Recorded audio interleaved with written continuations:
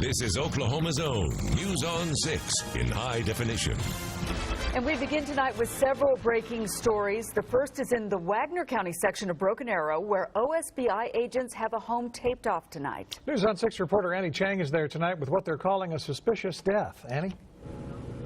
That's right, Scott. Terry, we now know OSBI is investigating a suspicious death out here tonight. We just saw the medical examiner pull up to the scene about half an hour ago. The Wagner County Sheriff's Office was called out here just before 6 o'clock. They say a man was found dead in the driver's seat of a car. He was actually discovered there by his own family members. OSBI was then called in shortly after 6. They've had investigators out here on this scene ever since. As you can tell, this is a very dark, more rural area out here on the edge of Broken Arrow into Wagner County. Investigators tell us the actual crime scene is not visible from the road here. The car was found next to a mobile home that is back behind these houses. At this point, they can't tell us anything about possible wounds or causes of death. Again, one man found dead in a car here on the edge of Broken Arrow. Reporting live in Wagner County, I'm Annie Chang, News on 6. Another breaking story tonight, this time in East Tulsa. News on 6 reporter Allison Harris is live at a shooting scene there. Allison, where are you? Well, Scott and Terry, I'm at 31st and Mingo. Tulsa police say two cars were driving down the street here when one pulled up next to the other. That car, someone in that car got a gun out and started shooting several times at the car next to them. Police say one person in the car took off running into the neighborhood behind us. The driver of that car drove to a nearby police station to get help. Their police put him into an ambulance. We're told that his injuries are minor and that he's even walked out of the hospital since this shooting. Police are looking for the person who ran into the neighborhood behind us. They even sent a helicopter up, but were unable to find him. Police are also looking for whoever the shooter or shooters might be. Live in Tulsa, Allison Harris, News on 6. And new tonight, neighbors in Pryor say they found what looks like a bullet hole in the garage door across the street from where a 14-year-old boy was shot early New Year's Day. Today, officers were back at the house taking measurements and checking out trajectories. Investigators say Cole Payton was ringing doorbells and running away with two friends when a neighbor shot him. Police, OSBI investigators, and the Mays County District Attorney met yesterday to discuss the case. The shooter's not been arrested, but has hired an attorney. Payton is still recovering in a hospital. Police say two transgender teenage suspects are on the run from police and sometimes dress like women when approaching their victims. They're looking for 18-year-old Marcus Rowland and 15-year-old Caleb Sanders. Police say they've used guns, knives, and meat cleavers to rob employees of Dollar General stores in Muskogee, Oklahoma City, and Wichita, Kansas. Brittany was one of those victims in Muskogee and says the men held her and her pregnant co-worker at gunpoint and duct taped them to chairs. The worst part was feeling the gun to the back of my head. It was right here, literally. I could feel it. The DA filed charges against Rowland and Sanders, and there is an active warrant out for their arrest. Police say if you see them, don't approach them. Just call 911. Only on 6 here at 10 o'clock, an alarming new weapon thieves can use to get into your car or your home. We told you last week that one of our storm trackers had tens of thousands of dollars worth of TV equipment stolen from his truck. Tonight, detectives say the hacking device could have been used in the burglary. News on 6 reporter Allison Harris has more. Safe to say that at any given shopping center, the majority of cars are locked with a remote key. But don't walk away from your car so soon. This $30 device called Roll Jam can bypass rolling codes. The codes exchanged between a car and a remote key every time you lock and unlock. So all they had to do is walk up to your car, push the button, and it copies the code, unlocks your car, and whatever is in there is theirs. News on 6 storm tracker Von Castor knows because Broken Arrow police believe it happened to him.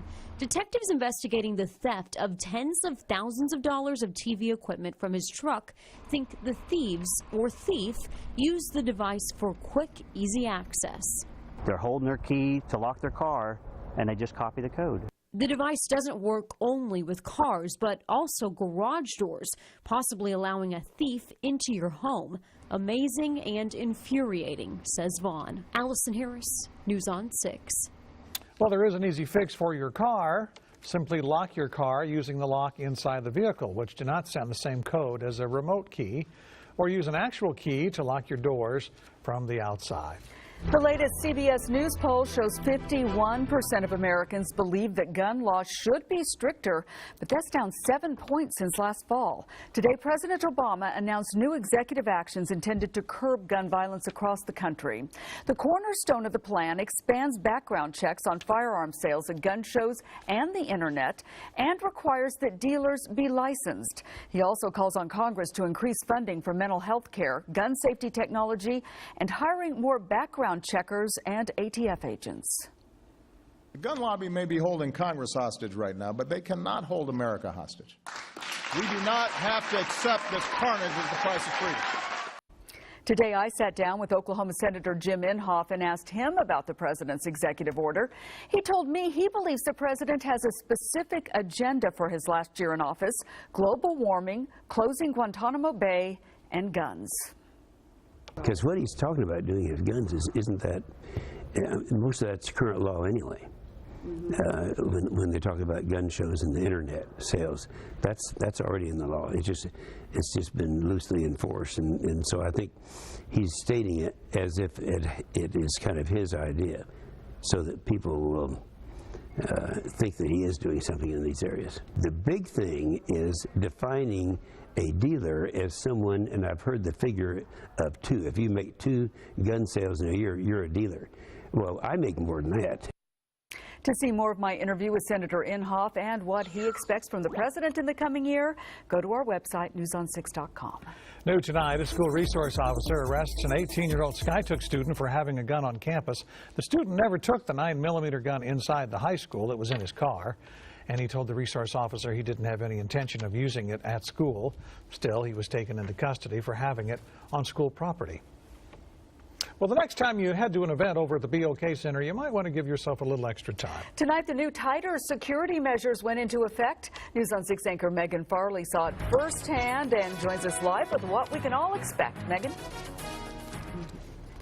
Scott and Terry, 750,000 people a year visit the BOK Center here in downtown Tulsa for sporting events and concerts. But beginning tonight, guests were greeted with new metal detectors and a list of things that simply will not be allowed inside. Good evening, sir. Come on out, gentlemen. I'm going to check inside.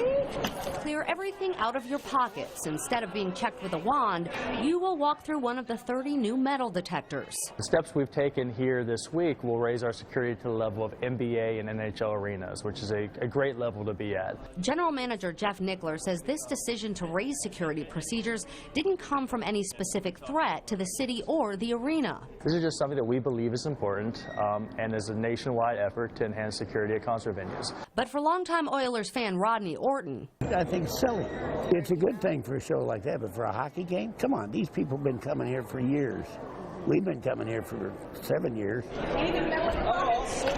right. From here on out, the number of security workers will quadruple at each event. Medical-related items will be allowed, and so will service dogs like Frank here, who also had to stroll through the metal detector.